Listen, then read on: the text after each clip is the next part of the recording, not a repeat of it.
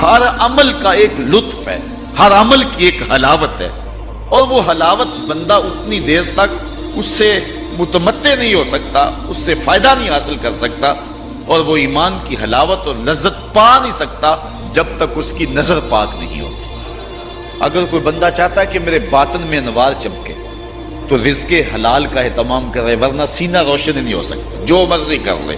اگر رزق پاک نہیں ہے تو سینے میں روشنی نہیں آ سکتی، اور اگر نظر پاک نہیں ہے تو عبادت کی حلاوت نہیں مل سکتی۔ نماز پڑھتا ہے، سجدہ کر رہا ہے، قیام کرتا ہے، بس ایک مشق کر رہا ہے، لیکن اس کی ایک حلاوت ہے، اس کا ایک سرور ہے، اس کی ایک لذت ہے، اس کا ایک کیف ہے جو مومن کے سینے کے اندر جو ہے وہ چھا جاتا ہے۔ ذکر کا ایک مزہ ہے نا، اس مزے کو حضرت سلطان باہو کہتے ہیں نا، اندر بوٹی مشک مچایا اتے جان پھلن تے آئی ہو۔ پھر وہ کیفیت بنتی ہے کہ نہیں بنتی ہے؟ تو وہ سرور بندے کو نہیں ملتا جب تک اس کی نظر پاک نہیں ہوتی۔ اگر نظر بگڑ جائے تو من سننا ہو جاتا ہے، اندر کچھ نہیں رہتا، اور پھر اگر انسان زنا جیسی بری خصلت میں مبتلا ہو جائے تو پھر اس کے پلے کیا رہے گا؟ اللہ تعالیٰ نے فرمایا کہ کرنا تو دور کی بات ہے، لا تقربوا الزنا، اس بری خصلت کے قریب بھی نہ جانا۔ اس لیے مبادیات سے بھی روک دیا گیا، مبادیات سے بھی منع کر دیا گیا۔ تو فرمایا جس شخص کو کسی عورت نے دعوت گناہ دی، اس طرح کسی عورت کو کسی مرد نے دعوت گناہ دی، اور اس عورت نے اپنی عصمت اور اپنی آبرو کی حفاظت کی، اور اس کو کہا پیچھے ہٹ جا، مجھے اپنے رب سے ڈر لگتا ہے، اور اسی طرح کسی مرد کو کسی عورت نے دعوت گناہ دی تو اس نے کہا فقال انی اخاف اللہ، میں اللہ سے ڈرتا ہوں۔ اللہ اکبر۔ تو حضور فرمایا اس کو یہ اعزاز ملے گا۔ امام یافعی نے روض الریاحین کے اندر لکھا ہے کہ ایک نوجوان کپڑے کی دکان پہ کام کرتا تھا، اور تھا بڑا پارسا اور بڑا خوبصورت، دل کا بھی ستھرا تھا، ظاہر کا بھی ستھرا تھا، من بھی سونا تھا اور تن بھی سونا تھا، بڑا خوبصورت تھا۔ ایک عورت خریداری کے لیے آئی، اس کا دل فریفتہ ہو گیا، اور اس نے ایک ترکیب سوچی اور دوبارہ آئی تو بہت زیادہ کپڑا خرید لیا، اور مال کے دکان سے کہنے لگی کہ میری گٹھلی بھاری ہو گئی ہے، اس نوجوان کو کہو کہ میرے گھر چھوڑ آئے۔ مالک اس عورت کی نیت سے آگاہ نہ ہو سکا اور اس نوجوان کو اس کے ساتھ بھیج دیا۔ جب وہ گھر میں داخل ہوئی، نوجوان کو گھر میں لے گئی، باہر سے دروازہ مقفل کر دیا اور اس کو دعوت گناہ دی۔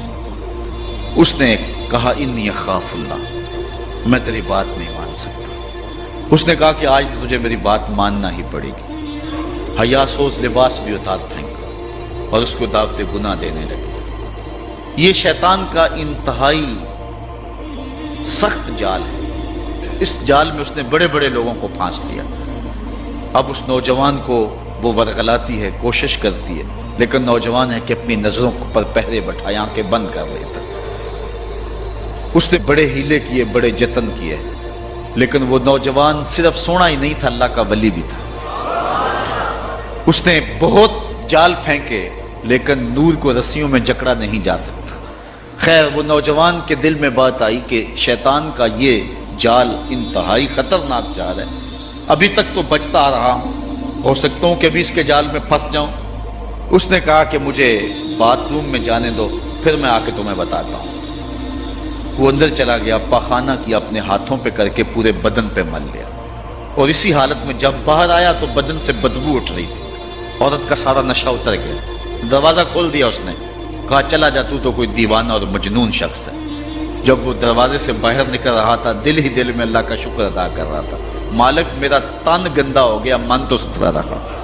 کائنات کا سب سے حسین چہرہ وہ ہے جو جنسی کالک سے محفوظ رہے۔ امام یافعی لکھتے ہیں کہ باہر پھر ایک چشمہ تھا، وہاں جا کے اس نے غسل کیا، اور جب تک وہ زندہ رہا اس کے جسم سے مشک و عنبر کی خوشبو آتی رہی۔ اب جب وہ فوت ہو گیا، لوگوں نے دفن کر دیا، یہ خوشبو اس کی قبر کی مٹی سے بھی آیا کرتی تھی۔ یہ اعزاز دیا اللہ نے اس کو، یہ تکریم دی۔ بعض روایت میں اس کا نام مغیرہ بتایا گیا ہے کہ لوگوں نے اس کا نام مغیرہ مشکی رکھ دیا، کہ وہ مغیرہ جس کے بدن سے خوشبو آتی۔ تو فرمایا وہ شخص جس کو کسی عورت نے دعوت گناہ دی اور اس نے یہ کہہ کے قدموں میں بچھتے ہوئے حسن کی پیشکش کو ٹھکرا دیا، فرمایا کل قیامت کے دن جب کوئی سایہ نہیں ہوگا، اللہ اس جوان کو اپنی عرش کا ٹھنڈا سایہ نصیب فرمائے۔